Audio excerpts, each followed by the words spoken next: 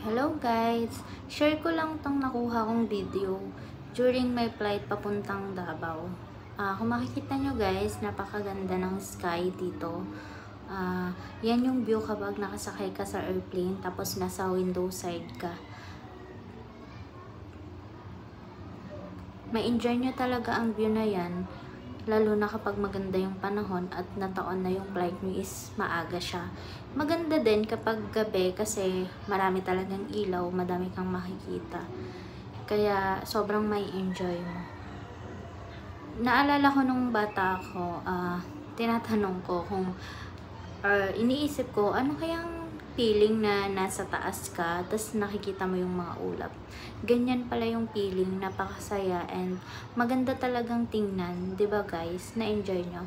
Kayo, share nyo naman sa inyo.